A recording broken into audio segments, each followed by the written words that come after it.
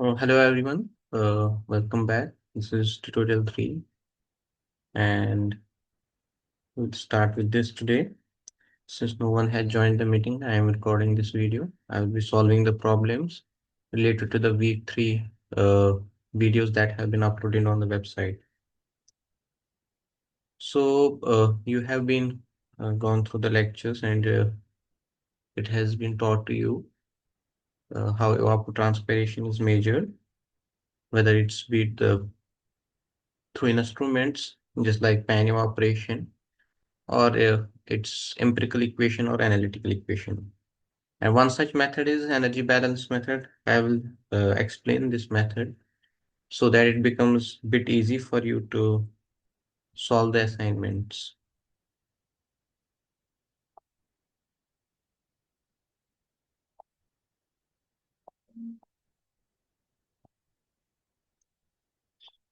So if we look to the energy balance equation, so we say that net short wave, net radiation is latent heat plus sensible heat plus the ground heat. So heat that's been stored in the ground flux. This is the sensible heat and this is the latent heat.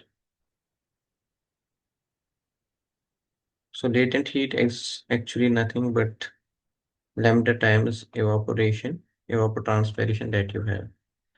So if we know R net, if we know SH, if we know GH, we can compute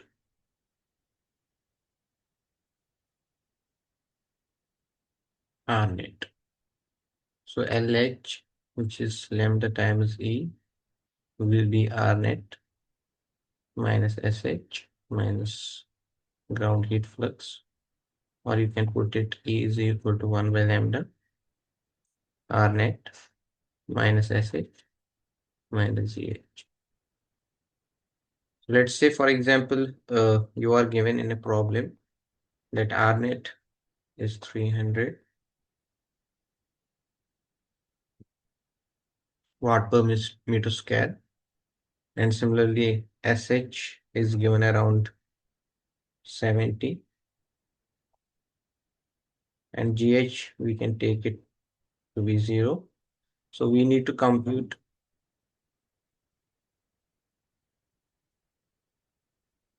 E.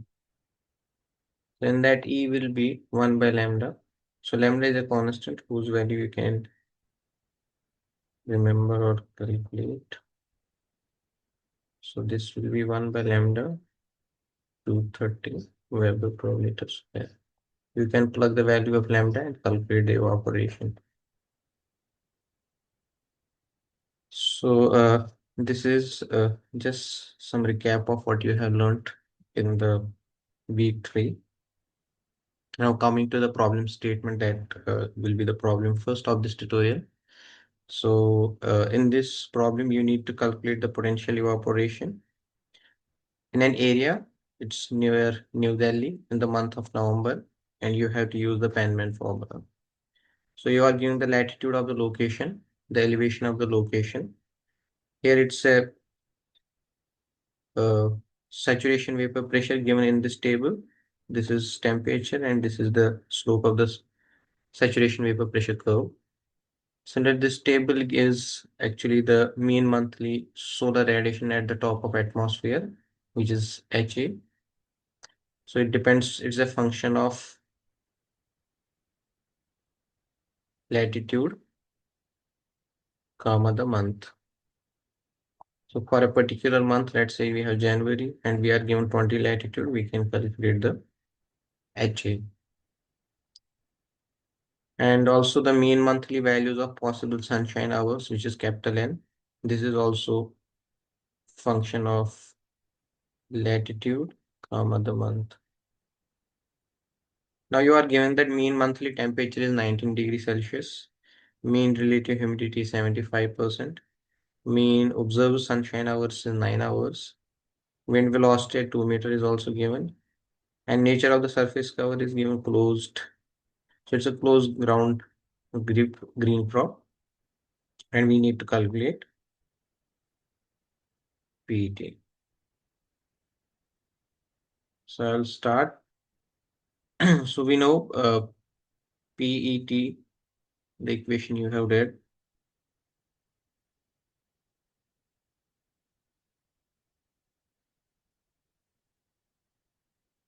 So PET given by a formula HN AHN plus EA gamma plus A plus gamma. The gamma is a psychrometric constant, and your HN is HA 1 minus R A plus P small n by capital N minus sigma T A raised power 4, and you have 0.56, 0.092, the root of A, 0.10 plus 0.90 small n upon capital N.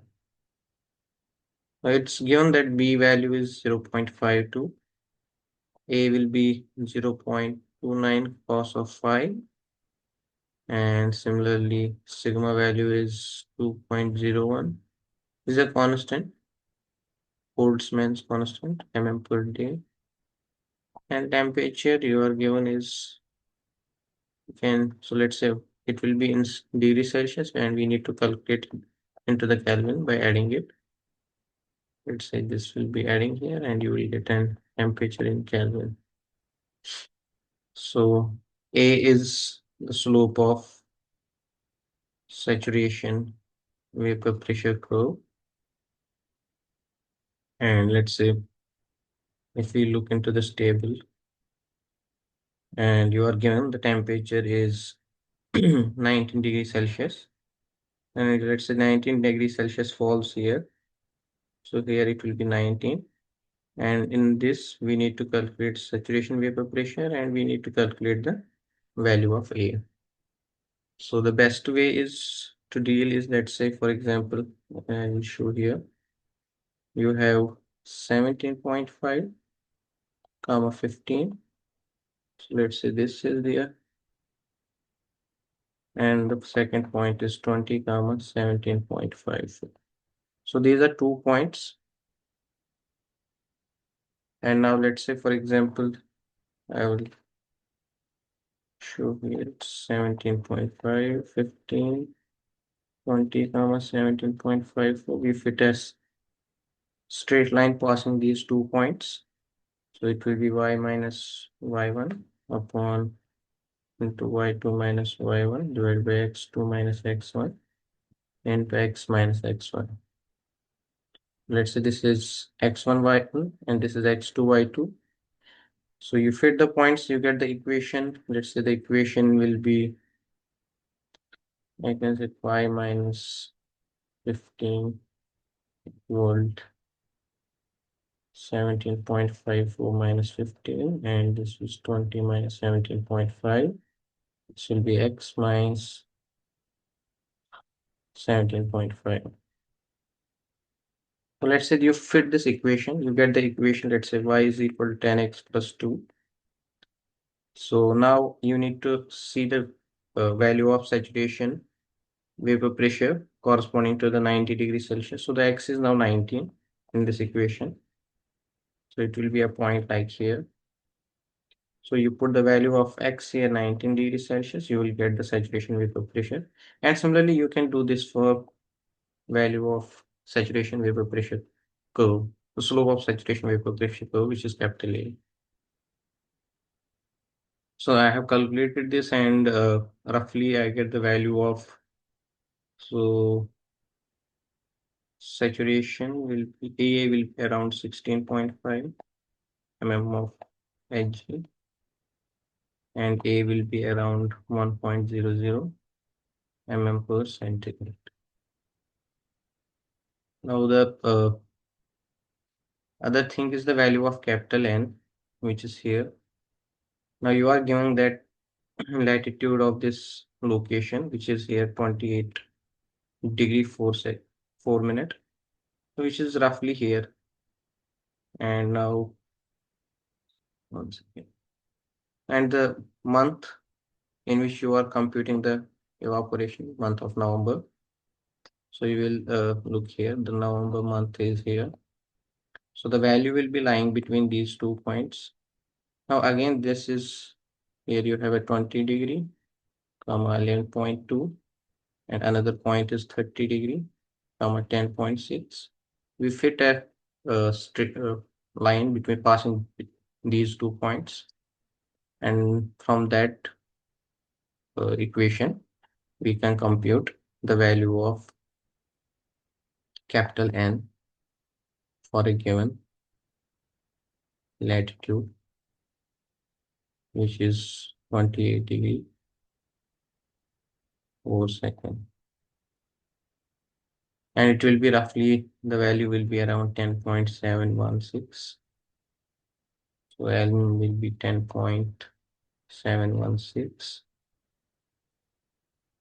And HA is given, it's 9.506. Now, small n is also given, number of sunshine hours, which is 9 hours. So we also compute n by n, which will be 9 divided by 10.716, which will be roughly 0.84. So this will be, so this is EW. So we need to compute EA. EA will be the actual vapor pressure. So this was the saturation vapor pressure if you look into it. So this will be the 0.75 times the EW, which is the saturation vapor pressure, which is 0.75 and 16.5, which will be equal to 12.38 mm of H. Now the value of A, which is here, so we plug the value of phi, which is equal to 28 degree per minute. So this will be roughly equal to 2.5559. Okay. Now the important quantity. So this is, if we, so,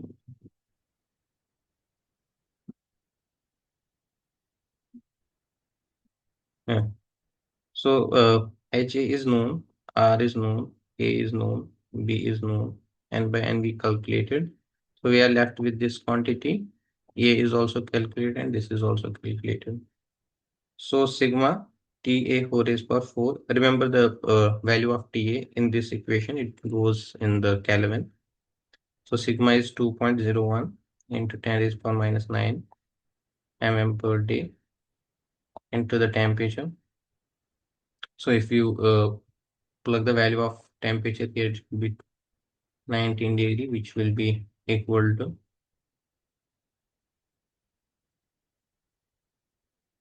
292 Kelvin. So it will be 292 whole raised power 4. So if you calculate this quantity,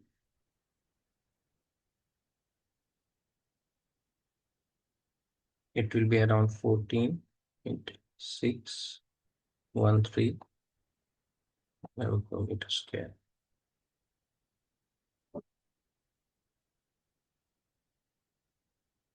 So after this, we will calculate HN. HN will be 9.506. 1 minus. So R is albedo, which is given in the equation, which is 0.25. A, the value of A plus B by B, and I will write the all which I have done the computation. 0.52 into 0.84. So this will roughly come equal to 1.990 mm of water per day. So this is just the value of Hn. We have computed the value of Hn. Now we need to compute the value of Ea, and we can calculate the actual PET that is required. So Ea is equal to, will be equal to 0.35 1 plus the velocity at 2 meter height, which is given as 80, 50, 85, sorry, divided by 160 into the difference in saturation vapor and actual vaporization. So this will be equal to 0.208 mm per day. Now we can use the value of formula of potential evapotranspiration, which is AHN plus EA gamma divided by A plus gamma. And gamma is psychrometric constant, which is 0.49 mm of mercury per day. The potential evapotranspiration will be, so the value of A is 1 per centigrade into the HN is 1.990. Then you have the value of EA, which is 0.208 into the value of gamma 0.49 divided by the value of A will be 1 plus 0.49.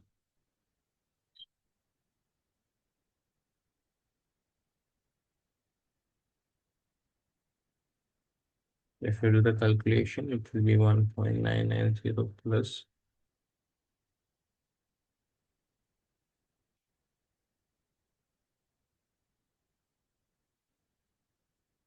0.010, 1.49. This will be equal to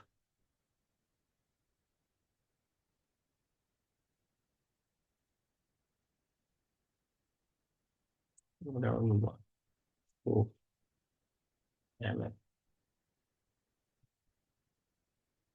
So yeah, this is the equation using the Penman equation. So if we use the Penman equation to compute the potential of transpiration. So in this equation, the important thing to note down was that we were given the data to compute the HN. For example, you were given the albedo, you were given the latitude, you were given the value of capital N, small n. That's from these values you were able to compute the value of net radiation minus. So this is actually this term. So however, it's important to note that on uh, actual what happens is, so let's say for example, based on this value of latitude, capital N, small n, and the value of albedo, you compute some value of R net minus G, but it's not what actually is happening on the reality. In the reality, there will be the formation of cloud cover, and this R net minus G will not be equal to what is calculated in HN by formula that you are given. So that is the net radiation without accounting cloud cover. So it's better if R net minus G is data is given. So let's say in the problem, if it was given that R net minus G is 100 Weber per meter square or something, you could have directly used it. It would have been better as compared to what is given through the equation. So because this equation does not account the cloud curve formation, and through that the R net minus G will be a different as what is calculated from the equation. So I think this one is clear.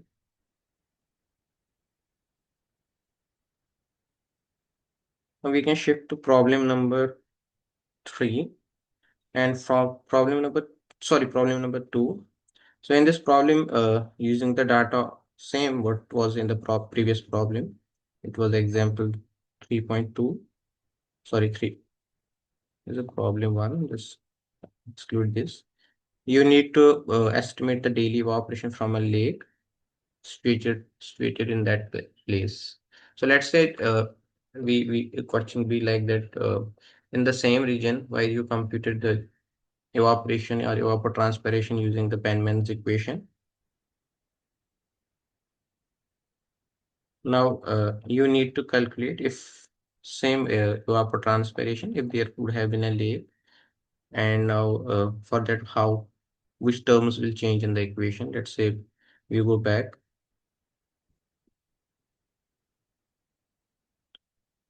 to our equation. So the PET equation is uh, AHN plus EA gamma and A plus gamma. So this equation will remain same. There will be no change in this equation. Similarly, the computation of EA will be same, R will be same, A will be same, HN will be same, and A will be same.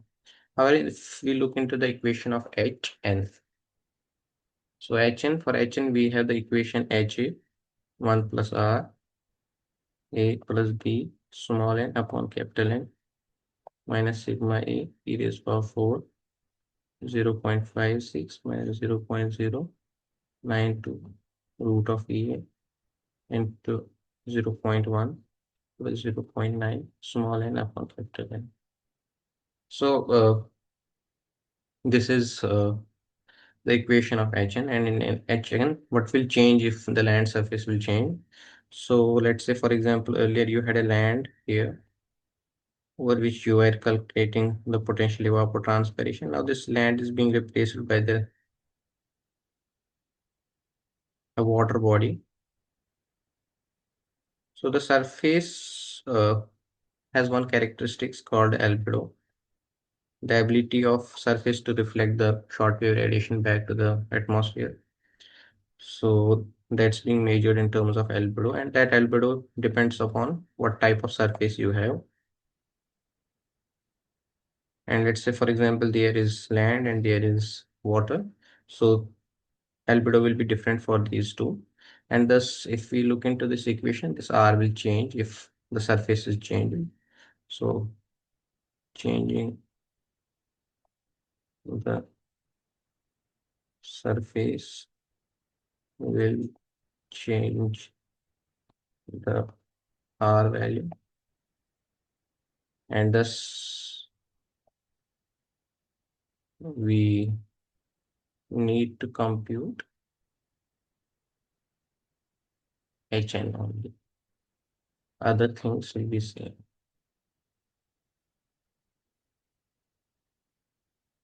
And also in this HN only R is changing. And if you remember in the problem, the nature of the surface cover was close green, ground green crop. And for that RA is 0.25. For this R was 0.25. But for water body,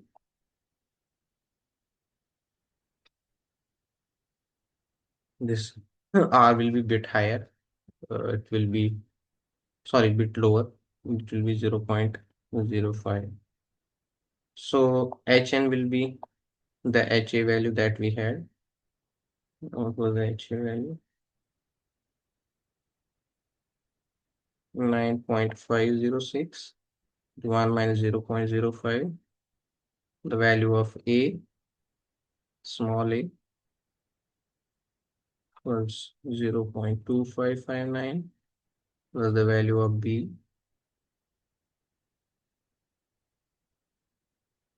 which is 0.52, 0.52, n by n is 0.84. Minus sigma T A raised per 4, which is 14.613, 0.56 minus 0.092 under root of E.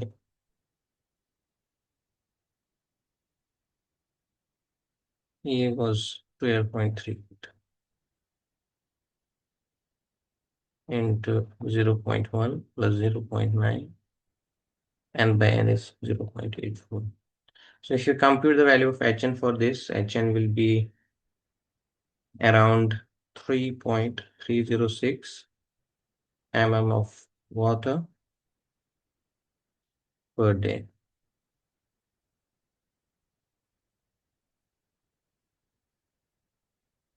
Yeah, so Hn is computed, but it's important. I explained from the when we started this problem, only the Hn is going to change because it is the function of the surface property. Other things, which is A, which depends upon the wind, it will remain same since wind is same. Sorry, A, it will remain same since wind is same. Gamma is constant, it will also remain same. A is the function of temperature, which is dependent, which is a function of temperature and saturation vapor pressure.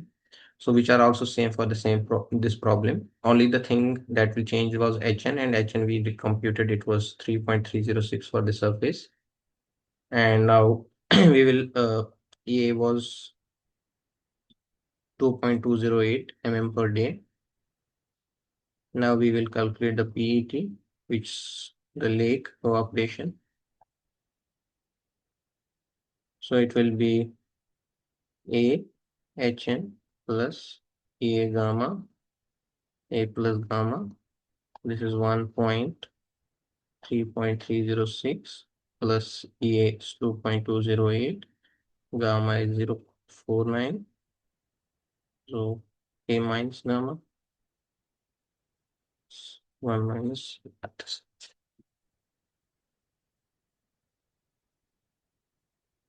Oh, this is 1 plus 0.49. This will be equal to 2.95 per. So this will be the solution of this problem. So whenever you are being told to compute the evaporation and evapotranspiration using this Penman's equation, and if the surface is changed, keeping other meteorological factors constant,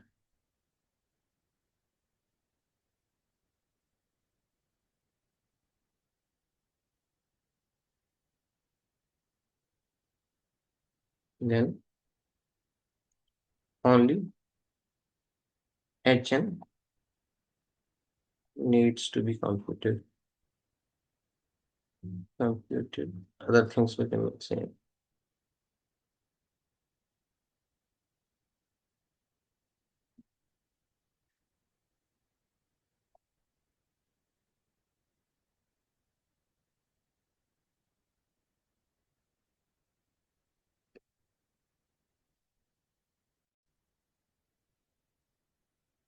So we will start with the problem number 3. This is on the infiltration, and in question says that the infiltration capacity data is observed during a flooding type infiltration test, where you are given the time and also the cumulative infiltration depth. So time is given in the minutes and the cumulative infiltration depth is given in the centimeter. So here is the table. And for this data, you need to first plot the infiltration capacity versus time plot, then infiltration capacity versus cumulative infiltration, and simulate the cumulative infiltration versus the time. So after these three plots, you are asked to obtain the best values for the parameters of Horton's infiltration capacity in order to represent the data set. So if you recall, the infiltration capacity by the Horton's formula is Fp is Fc plus F naught minus Fc, T raised power minus Kh into T. So here the relation of Fp with the time is non-linear, which is exponential. So in order to find the parameters, we will try to use the logarithmic here. So this we can write as Fp minus Fc is equal to F naught minus Fc, T raised power minus Kht. So for the linear fit, we know y is equal to mx plus c is a linear fit curve, and we need to convert this equation into the form of linear. We will apply log on the both sides. Log of Fp minus Fc is equal to log of F naught minus Fc into e raised power minus kh into t. So we can write log of m n equal to log of m plus log of n. So this will become log of fp minus fc is equal to log of f naught minus fc plus log of e raised power minus kh into t. So this I will write here. This will be log of uh, fp minus fc is equal to log of f naught minus fc minus kht. So this is going to be our y. This is going to be our c, and this minus kh will be our m. So we will fit a curve y is equal to mx plus capital C.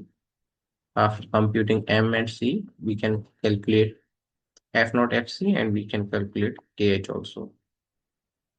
So before going to the problem, so this is the linear fit problem of can be solved by using linear regression, which most of the you people have gone through.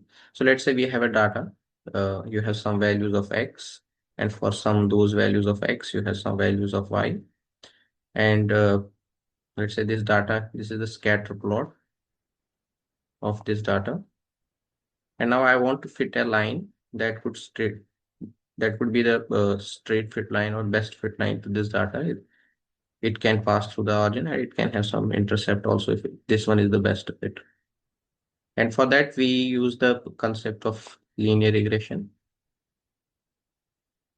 So in linear regression, you fit an equation y is equal to mx plus c, and where, or we can write as beta 1x plus beta naught, where this beta 1 is computed as the uh, summation of xi minus x bar into yi minus y bar divided by the summation of xi minus x bar square.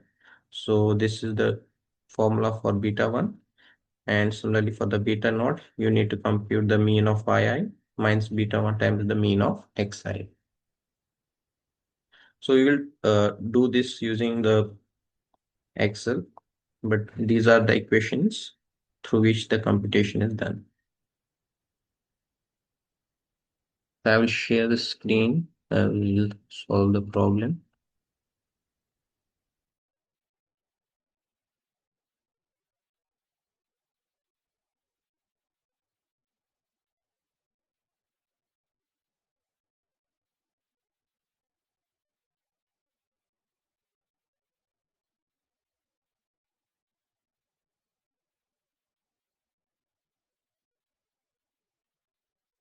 So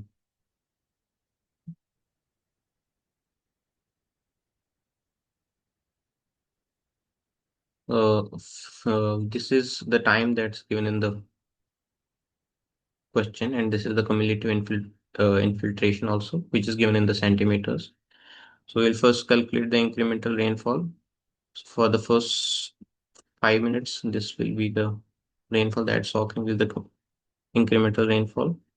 For the next 10 minutes, this will be the precipitation that has happened over 10 minutes minus the precipitation that has happened over 5 minutes. And similarly, you can do it for all. And this will be your incremental rainfall that's occurring from time 5 to 130.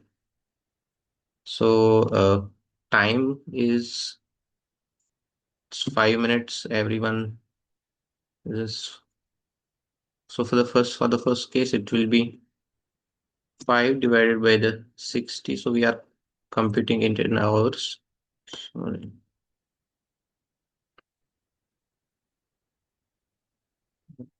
60. And yeah, it's not required. So we have the infiltration. We divided by the time, which is 5 in this case. And then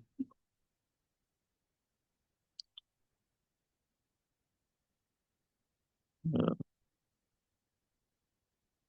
we multiply it by 60, convert it into the hour for the next 10 minutes.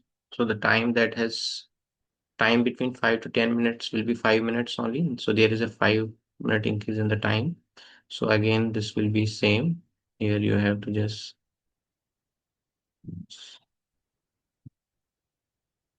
this will be,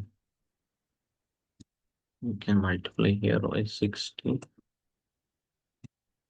Then you divide it by 5. So this will be 15. So again, there is an increment of 5 minutes here. You can drag this here.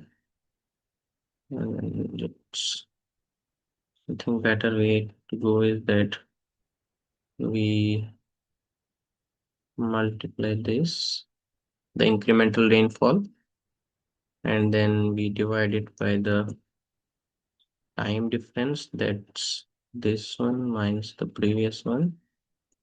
And then we multiply it by 60, drag it down, and this will be your infiltration capacity. So if you look into this, after just 110 minutes, the infiltration capacity becomes constant, which is 3.24.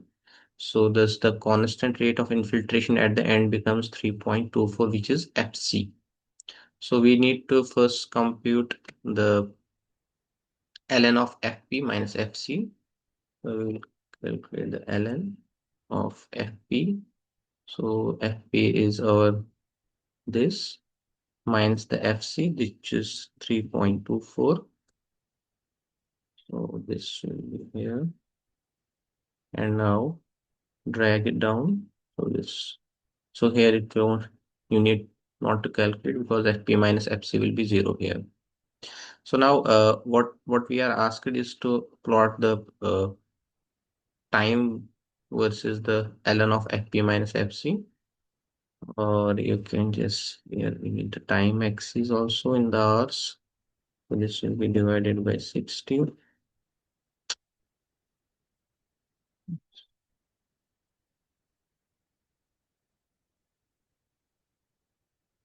Time in hours. So here it will be 5 divided by 60.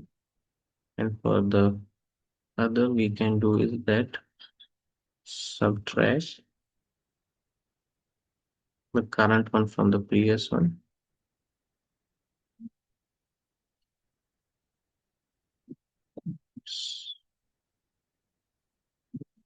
Then divide it by 16.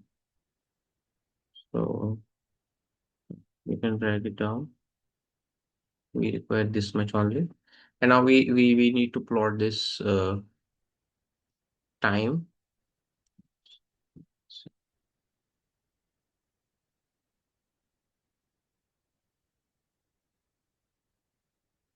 Yeah, this is actually the time axis. So we need to plot this time with respect to ln of Fp minus Fc. So I will insert scatter plot. Can select the data. For the x-axis entry, we will have the time series. And for the y-axis, we will take the value of ln.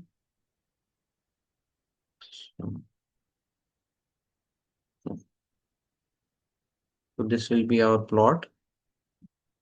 Yes. And now let's try to find the fit a line, trend line. But we need a linear trend line. And we want to also get to know the equation, display equation on the chart. So the equation becomes that y is equal to minus 2.6751 x plus 2.888868. So this is the best fit line in the plot of ln of Fp minus Fc with time that we required. If you recall what I was explaining at the earlier. So if we need to fit the linear regression. So given these two, now we can move to compute the parameters of the Horton equation.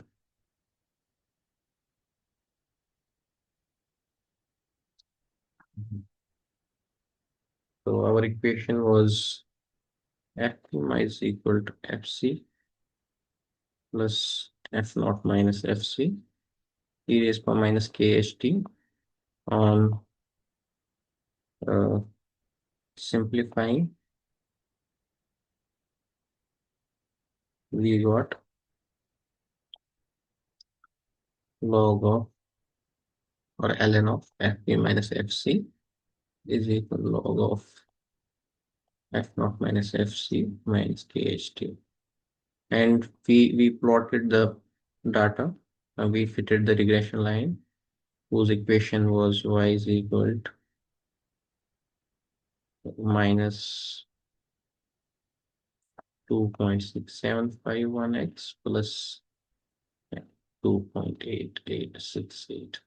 So if I keep this y, this as capital C and this as M, so compare this with this, we get we get C is equal to the log of F naught minus Fc, which is equal to 2.8868.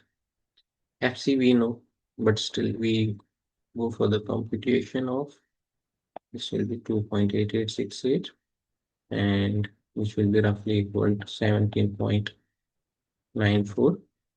Thus, so Fc is known to us, F naught is not given.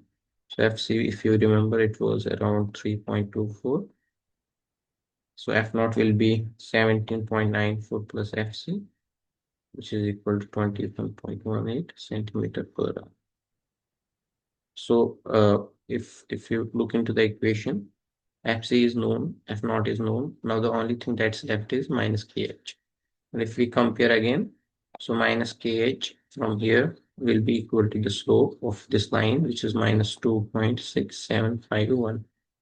We cut the negative, so kh will be 2.6751 per hour. So this is how you need to compute the parameters that were asked in the question for the Horton's equation. So if you look back, you just will write it down quickly. So you need to fit straight line between ln of Fp minus Fc versus time, and then compare the Horton's equation with the fitted line to calculate parameters. And for this, you need to apply the logarithm on the both sides. So now moving to the problem number 4. This is again on the Horton's equation. So the infiltration capacity of soil in a small watershed was found to be 6 centimeter per hour before an rainfall event, and it was found to be 1.2 centimeter per hour at an end of 8 hours of storm. If the total infiltration during the 8-hour period storm was 15 centimeter, estimate the value of decay constant in the Horton's equation.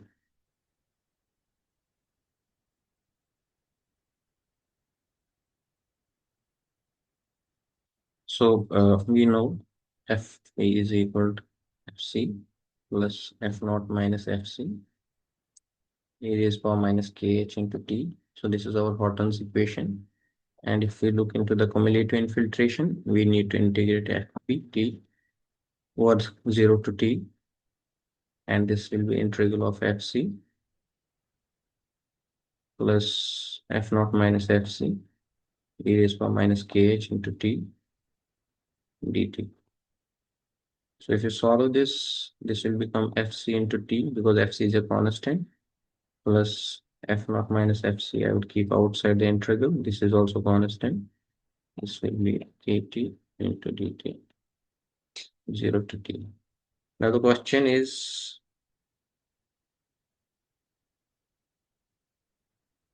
what happens if t tends to infinity. So t is very, very high. At that time, what happens is that this integral 0 to t e raised power minus kh t dt. If we solve this integral, this will be kh t upon minus kh. And we put the limits 0 to infinity. So e raised power minus infinity and e raised power minus 0. So this is roughly 1. And this is 1 by e raised power infinity. This is 1 by kh minus times. So 1 by e raised power infinity will be tending to 0. And now minus minus will be plus 1 by kh. So this limit will tend to 1 by kh.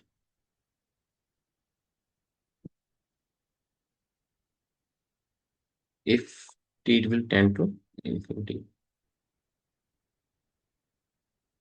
So now in that case, FP equation will be F naught into T plus F naught minus FC divided by KH. And we are given that FP is 15 centimeter, which is the cumulative infiltration that has happened. And initially the infiltration was 6 centimeter. After the rainfall, the infiltration has reached to the 1.2 centimeter. Time has been given as 8 hours. So we need to plug these values into the equation. So this will be 15 centimeter, 6 centimeter into 8 hours plus 6 minus 1.2 centimeter upon kh. So if you solve this, it will be equal to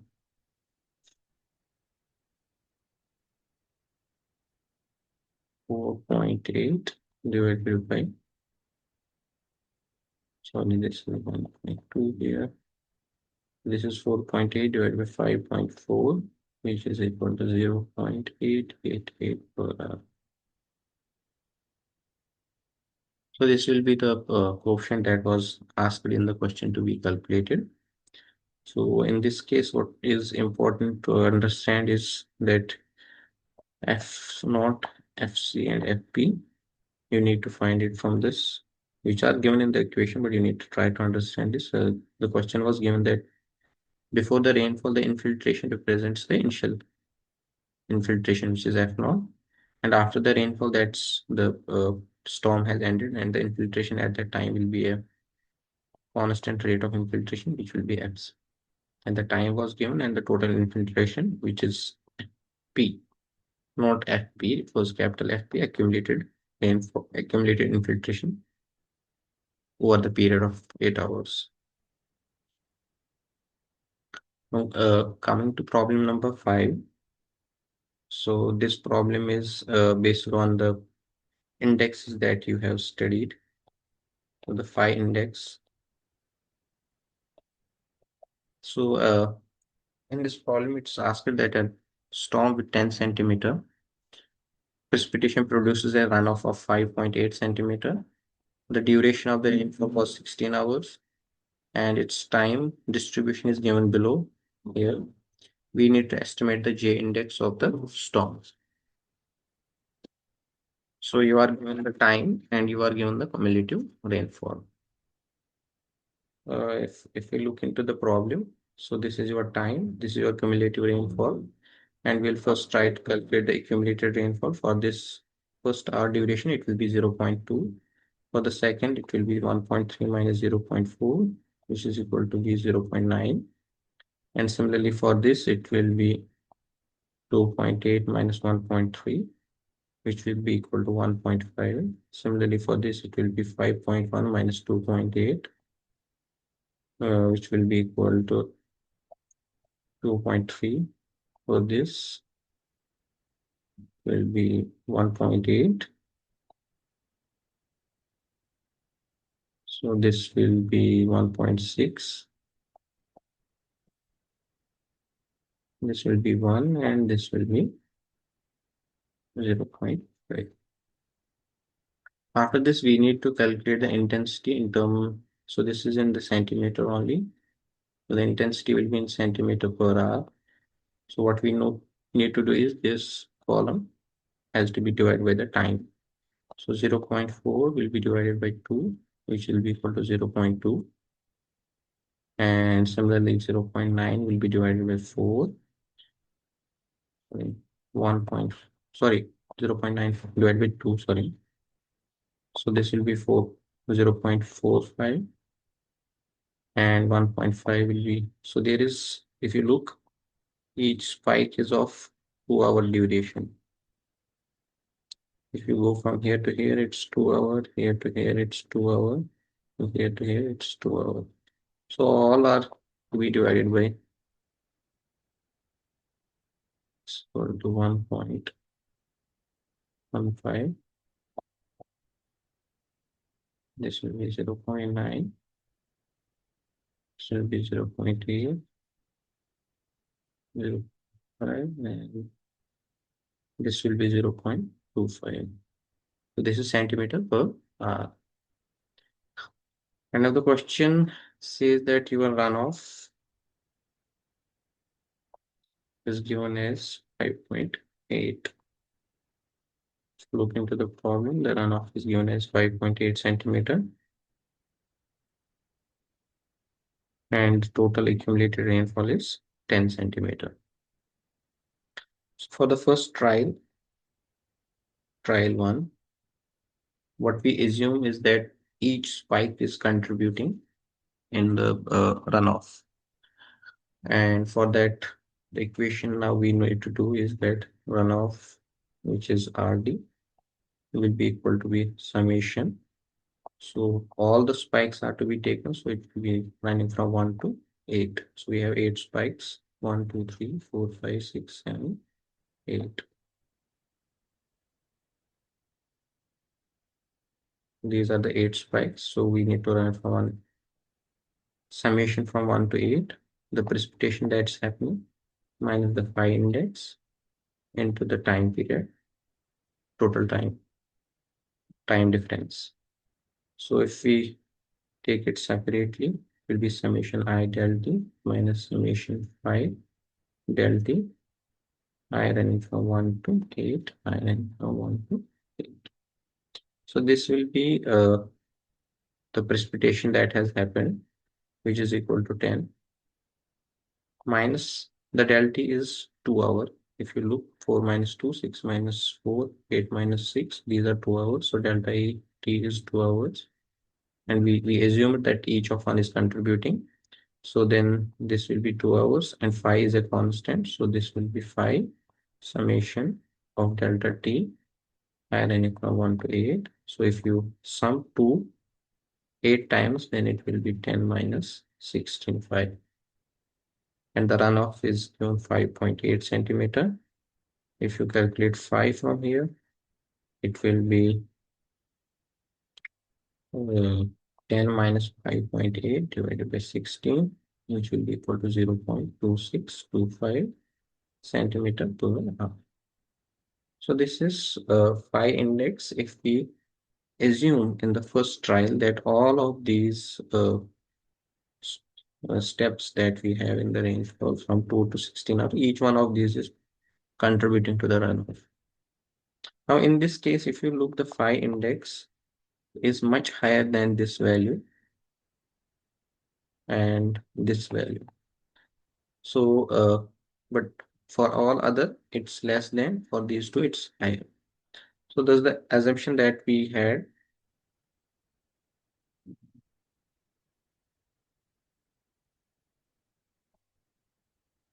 Right here. So the assumption of each spike, each step is not valid. So we go the second trial. In the second trial, we choose M. Now only 6 are contributing. Why? Because this one and this one, these two have phi index less than what we calculated if we assumed all eight. Now you can make another trial of having seven, but I am reducing the computation. I am directly taking the six. Now, in case of the six, now this event and this event, which is here. So these two events are not participating, and the rainfall will be left will be these events, and you need to sum it up. So I will just subtract 10. So rainfall will be 10 minus. So this one is not here. So this minus 0.4, and the last one, which is 0.5. So this will be 9.1 centimeter of rainfall. And now we use the same previous equation, which is the runoff RD, which is 5.8 is summation of I minus 5 over delta T. But here I now goes from 1 to 6 only, because two of steps we have removed from the storm data that we have, because those values were less than the phi index. Now we computed so I can write this equation I running from 1 to 6 of I delta T minus summation I running from 1 to 6 phi of delta T.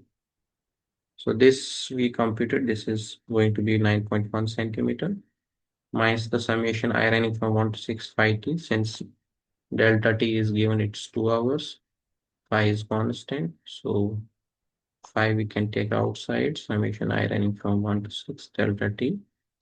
This will be 9.1 centimeter. And this value will be, if you sum 2 6 times, it will be 12 phi.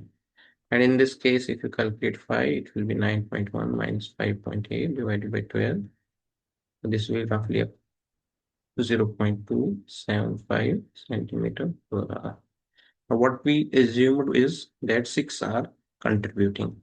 And now let's say if any step is exceeding this 0.275. So this is above 0.275. This is also, this is also, this is also, this is also, this is also. So these 6 are still contributing. So assumption of 6 is fine, and corresponding, or you can say valid, corresponding phi index is equal to 0.275 centimeter per hour. So this, I will solve this problem in the next class. I will solve this problem in the next class.